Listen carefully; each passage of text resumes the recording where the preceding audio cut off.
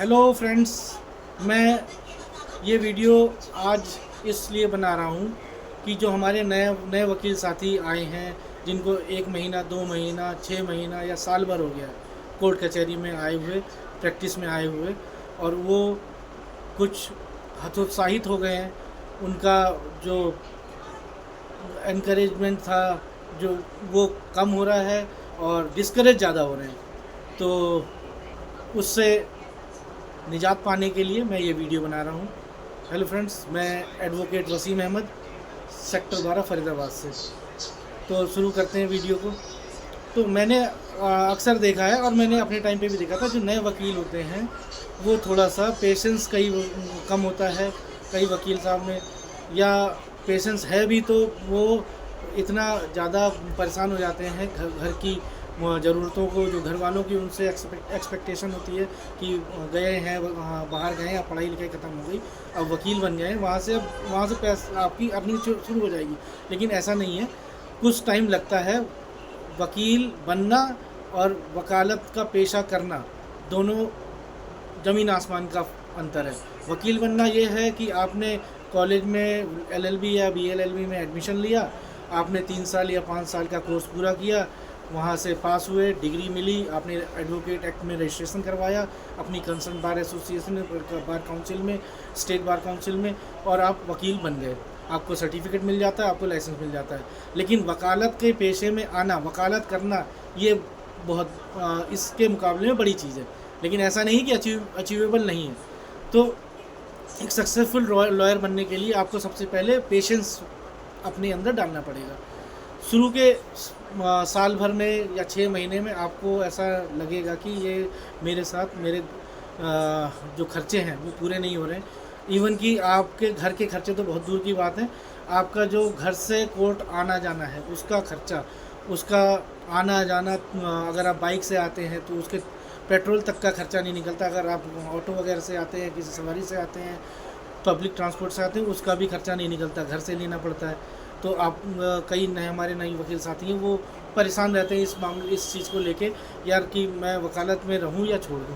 तो मेरी जो उनके लिए राय है, एडवाइस है, वो बिल्कुल भी घबराएं नहीं, वो पेशेंस रखें और उन्हें इसी प्रोफेशन में रहना चाहिए, क्योंकि उन्होंने मेहनत से पढ़ाई करी है और ये पढ़ाई ऐसी ज़ाया नहीं जाती, कानून की पढ़ाई है।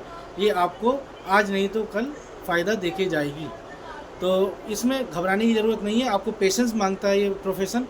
इसमें आपको लगन से काम करना पड़ेगा, ईमानदारी से काम करना पड़ेगा। जब आप कोर्ट आते हैं और किसी सीनियर के पास बैठते हैं स्टार्टिंग में, और सीनियर की फ़ाइल लेके आप कोर्ट में जा रहे हैं, सीनियर ने बोला इस फाइल में लेके जाओ और इसमें डेट लगा लो या पार्टी की हाजिरी लगा के आ जाओ, तो आपको वो तो सीनियर एक जनरल तौर पे कह देता है कि पार्टी की हाजिरी लगानी है, इसमें ये बोल देना। जो भी सीनियर अपने हिसाब से उसे लगता है ये बोलना है, ये बोल देना। ठीक है, वो तो बोलना ही है, वो करना है, सीनियर की बात को आपको मानना है, ये आपका फ़र्ज़ है। लेकिन अब उस फाइल में अब आप क्या कर सकते हो? अब आपका ये फ़र्ज़ बनता है उस फाइल में जाने से पहले, एक दिन पहले, जिस फाइल में आपको जाना है, पता है अगले दिन कौन सी किस केस की डेट की किस केस की डेट लगी है, तो उस फाइल को एक दिन पहले पढ़ लो कि भाई उस फाइल में क्या कल होने वाला है, किस लिए हेयरिंग पे लगा है। क्योंकि कोई भी केस जो हेयरिंग पे लगता है वो किसी न किसी स्पेसिफिक पर्पज़ के लिए लगता है। तो उस पर्पज़ को कम से कम आपको पता होना चाहिए, और पूरी केस को एक बार रीड आउट करके जाओ। तो जब आप कोर्ट में जाओगे तो आप उसके केस के बारे में आपको काफ़ी सारी चीज़ें पता होंगी, उस स्पेसिफिक पर्पज़ के बारे में पता होगा जिसके लिए उस दिन डेट ऑफ हियरिंग है। तो वकील जो आपके सीनियर वकील साहब हैं, उन्होंने जो आपको बोला कि भाई इस केस में ये करके आना है, आपने कर दिया, ठीक है। लेकिन कई बार ये होता है कि जज साहब उसमें उसके अलावा भी कुछ पूछ लेते हैं। तब कई हमारे जूनियर वकील साथी हैं, नए न्यू कमर्स जो हैं, वो थोड़ा सा अटक जाते हैं, क्योंकि वो पढ़ के नहीं आए होते। मैं उनकी क्रिटिसाइज़ नहीं कर रहा हूँ, लेकिन ये हमारे साथ भी हुआ था। हम पढ़ के नहीं जाते थे, या कुछ फाइलों में पढ़ के भी चले जाते थे, तो उसमें बता देते, जिसमें नहीं पढ़ के जाते थे, जल्दबाजी है, चले गए, नहीं बता पाए, फिर ये बोलना पड़ता है कि ये जनाब मुझे नहीं पता, सीनियर आएंगे वो बताएंगे। तो इसमें क्या है, आपका भी नुकसान है और केस का भी नुकसान है, क्योंकि केस डिले होता है। तो एटलीस्ट जितना आपको पता होगा उतना आप कन्वे कर दो कोर्ट को, वो भी इफ़ेक्टिव वर्ड्स में। तो उसमें क्या है, आपकी भी प्रैक्टिस में एक धार आएगी, आपकी प्रैक्टिस में अच्छा बोलने का लहजा आएगा, आप सीखोगे, और बाद में अगर जाते हो तो आपका सीनियर भी इससे खुश होंगे कि भी आपने केस में एक पॉजिटिव जो स्टेप उठाया है, पॉजिटिव चीज़ बताई है कोर्ट को।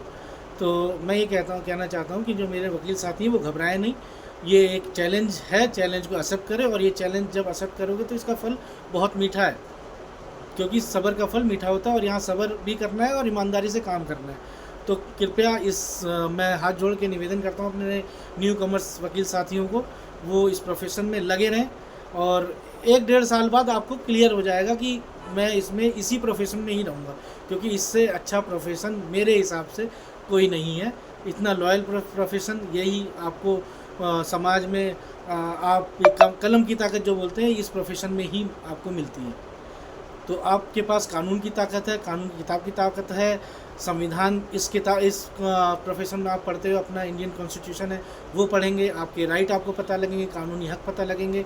तो आप पढ़ा करें, किताबों को पढ़ें रोज़। मैं ये कहता हूँ जो नए मेरे वकील साथी हैं या कोई भी वकील जो भी को मेरी इस वीडियो को देख रहा है, वो उनके लिए मेरी राय है, मेरा ये सजेशन है, आप कम से कम 5 सेक्शन एक किसी भी एक्ट के, जैसे BNS आया है, भारतीय न्याय संहिता, उसके 5 सेक्शन रोज़ पढ़ लो और कुछ नहीं करना।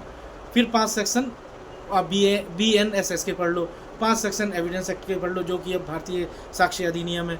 तो ऐसे ही जितने भी एक्ट हैं 5-5 सेक्शन नहीं होते, 5 में 2-2 आप पढ़ो, और आपको रटना नहीं है, उसके अंदर नहीं जाना कि उसमें क्या कंटेंट लिखा हो, बस उस सेक्शन का हेडिंग पढ़ लो। फ़िलहाल ये आपकी प्रैक्टिस में बहुत फ़ायदा देगा ये, क्योंकि मैंने अपने लिए ऑब्ज़र्व किया है। इसमें हेडिंग में ही काफ़ी चीज़ें होती हैं, जो सेक्शन की हेडिंग्स होती हैं उसमें ही काफ़ी चीज़ें होती हैं, आपको पता लग जाता है कि भी इस सेक्शन के अंदर है क्या। तो धीरे धीरे ये चीज़ आपके दिमाग में मेमोराइज़ हो जाती हैं, और फिर ये प्रैक्टिस की सबसे पहली, मेरे हिसाब से सबसे पहली सीढ़ी यही है। आप अगर लॉ के प्रोफेशन में हैं, वकालत के प्रोफेशन में, तो आपको लॉ के बारे में, कानून की धाराओं के बारे में पहले पता होना चाहिए। तो आप धीरे धीरे अब रोज़ 2 सेक्शन, 3 सेक्शन, 5 सेक्शन, इस 5 सेक्शन से ज़्यादा मैं नहीं बोलूँगा कि 5 सेक्शन ज़्यादा अगर आप पढ़ते हैं वो आपके ऊपर है, लेकिन मेरे हिसाब से वो क्या है, ज़्यादा हो जाता है। फिर कल को आप दूसरा एक्ट पढ़ेंगे, वो उसमें शायद मिक्सअप होगा, फिर दिक्कत भी हो सकती है उसको मेमोराइज़ करना कि भाई जो मैंने कल पढ़ा था वो कौन से एक्ट का था, वो एक्ट में मिक्सअप हो सकता है। तो आप एक्ट को डिस्क्राइब करके पढ़ें कि भाई ये एक्ट किस चीज़ का है, उसके 5 सेक्शन मैंने आज पढ़ लिए, 1 से 5 इसमें था, फिर इसको 1 हफ्ते बाद पढ़ो, फिर उसके बाद अगले दिन अगला पढ़ो। तो ये कह रहा हूँ मैं, नए जो मेरे वकील साथी हैं वो बिल्कुल घबराएं नहीं, पढ़ते रहें, और जो हमारी फ़ाइल मिले हमारे सीनियर साथी से, हमारे सीनियर एडवोकेट साहब से, उस फाइल को एक दिन पहले पढ़ के कोर्ट में जाया करें। धन्यवाद।